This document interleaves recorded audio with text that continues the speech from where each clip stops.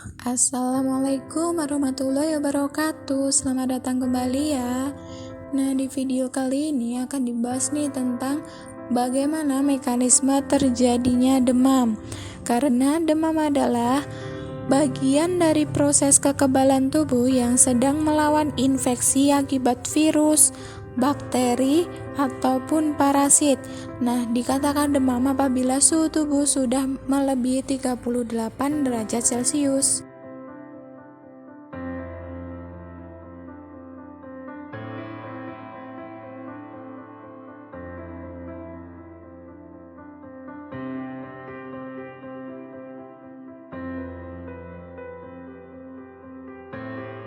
Nah, apa yang dimaksud dengan demam? Sebenarnya demam adalah merupakan gejala dari suatu penyakit yang akan memasuki pada tubuh kita. Demam muncul karena perlawanan kekebalan tubuh kita untuk melawan infeksi, bakteri maupun parasit yang akan menyerang kekebalan tubuh kita.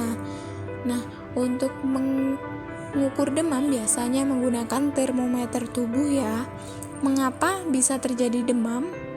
Nah, sistem pengaturan suhu tubuh sudah ada dalam tubuh kita. Suhu tubuh kita diatur oleh mekanisme susunan saraf, biokimia, dan hormonal dengan pusat pengaturannya yang berada di otak, tepatnya bernama hipotalamus. Suhu tubuh yang normal sangat diperlukan demi kelancaran aliran darah dan menjaga agar reaksi kimia tubuh dapat berjalan dengan baik. Namun, ada kalanya tubuh perlu meningkatkan suhu sebagai respon dan bentuk pertahanan tubuh dari mikroorganisme yang masuk.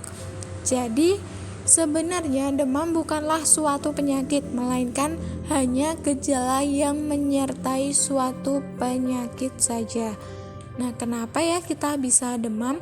Yang pertama adalah penyebabnya kuman yang masuk ke dalam tubuh melepaskan pirogen ke aliran darah, sehingga sel kekebalan tubuh juga melepaskan pirogen sebagai sinyal untuk mengaktifkan sistem pertahanan tubuh. Kemudian pirogen mengalir ke otak dan hipotalamus menginstruksikan untuk meningkatkan suhu tubuh. Ketika menaikkan suhu tubuh, denyut jantung dan metabolisme akan menjadi lebih meningkat.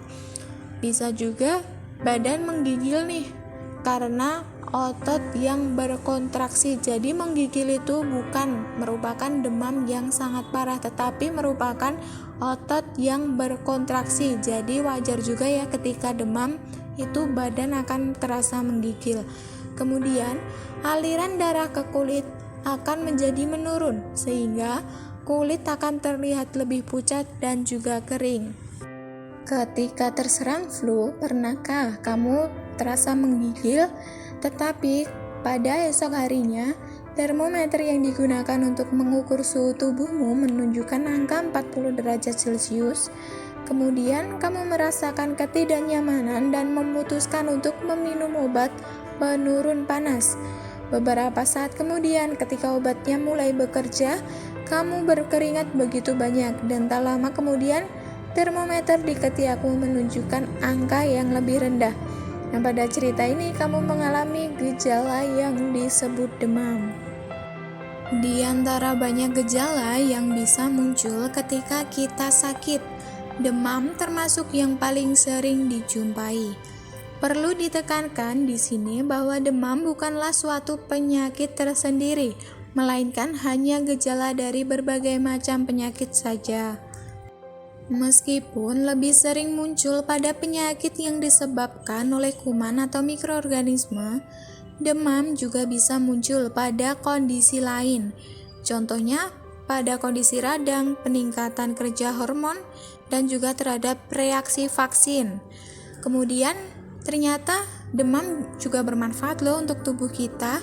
Yang pertama adalah mengerahkan pasukan sistem kekebalan tubuh untuk menyerang kuman. Kemudian bisa membatasi tubuh berkembangnya kuman. Selanjutnya bisa meningkatkan kerja obat antibiotik, mempercepat pemulihan jaringan, dan yang terakhir adalah demam baik bagi tubuh selama suhu tubuh tidak melebihi 41,5 derajat Celcius. Di mana ya sebenarnya mengukur suhunya? Jadi tentu saja kita harus memiliki alat pengukur suhu tubuh atau termometer agar tahu dengan persis berapa suhunya. Jangan andalkan pemeriksaan dengan perabahan tangan untuk mengukur suhu ya. Tetap harus kita menggunakan termometer. Ada 4 lokasi pengukuran suhu tubuh yang bisa dilakukan. Nah, yang pertama adalah oral atau mulut. Pengukuran dilakukan di dalam mulut, tepatnya di bawah lidah karena daerah ini banyak terdapat mukosa. Yang kedua adalah di bagian rektal atau anus atau dubur. Hasil pengukuran suhu di rektal memang lebih reliable, namun kurang nyaman ya dilakukan tentunya apalagi pada anak-anak. Yang ketiga adalah aksila atau ketiak. Nah, ini paling banyak digunakan nih. Pengukuran suhu di aksila memiliki beberapa keuntungan, antara lain aman, bersih dan mudah dilakukan serta nyaman. Namun juga memiliki beberapa kekurangan, yaitu kurang akurat karena diletakkan di luar tubuh. Pastikan saat mengukur suhu di aksila, termometer langsung diimpit pada lipatan ketiak, jadi tidak boleh terhalang oleh baju. Yang keempat adalah otik atau telinga. Kalau ini cara yang sering dilakukan karena cepat dan mudah. Kebanyakan masyarakat memilih area oral, aksila, dan otik karena memang mudah pengerjaannya dan hasilnya pun cukup akurat. Nah, ada beberapa termometer yang bisa digunakan. Yang pertama adalah termometer raksa. Namun kini sudah mulai dilarang ya penggunaannya mengingat efek dari merkuri yang membahayakan dalam termometer raksa tersebut. Termometer digital. Jenis ini umum digunakan karena selain mudah harganya juga terjangkau. Perlu diingat jangan gunakan termometer ini pada mulut dan anus bersamaan. Sebaiknya memiliki 2 termometer dan diberi label antara yang penggunaan untuk anus ataupun mulut. Yang ketiga adalah termometer telinga. Jenis ini menggunakan infrared pada ujungnya. Harganya di atas rata-rata. Cara penggunanya mudah. Cukup ditekan tombol on atau off saja dan diarahkan di ujung termometer pada permukaan lubang telinga. Jangan terlalu dalam ataupun jangan terlalu jauh. Pastikan telinga Anda sedang tidak terinfeksi ya. Yang keempat adalah termometer dahi. Cara kerjanya mirip dengan termometer telinga, yaitu menggunakan sinar infrared atau inframerah. Yang kelima adalah termometer empeng, biasanya untuk bayi. Namun hasilnya juga tidak begitu akurat karena biasanya anak atau bayi sulit menahan posisi untuk beberapa saat. Nah, hal-hal yang tidak boleh dilakukan ketika demam. Yang pertama adalah menggunakan pakaian yang tebal. Yang kedua menunda makan. Yang ketiga sedikit minum air putih. Yang keempat meningkatkan dosis obat yang dikonsumsi. Yang kelima mandi air dingin. Dan yang terakhir adalah mengkonsumsi antibiotik tanpa pengawasan dokter. Nah, ini merupakan hal-hal yang tidak boleh dilakukan ketika demam. Jadi sebaiknya dihindari ya hal-hal tersebut pada saat mengalami demam. Selanjutnya adalah cara mengatasi demam.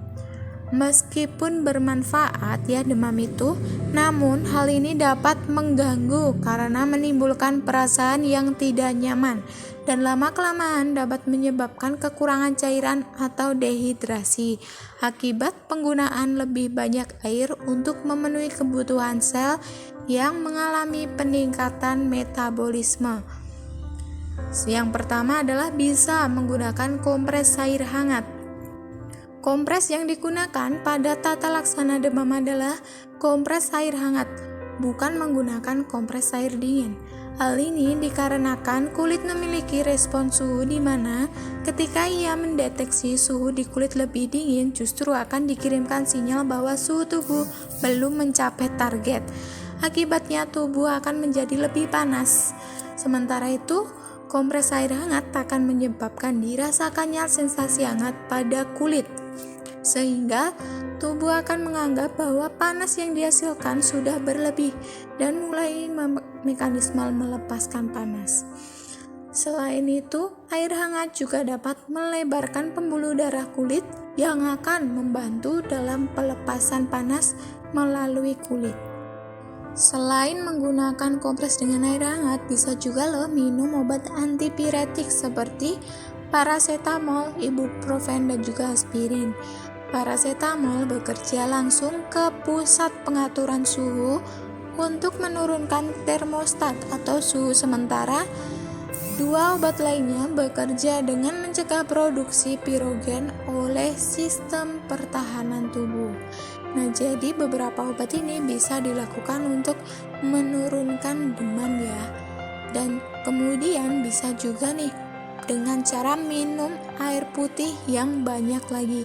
Karena pada saat demam tubuh rentan mengalami dehidrasi. Jadi, minum air putih yang banyak bisa mencegah badan untuk tidak dehidrasi. Terima kasih sudah menyaksikan video kali ini. Wassalamualaikum warahmatullahi wabarakatuh.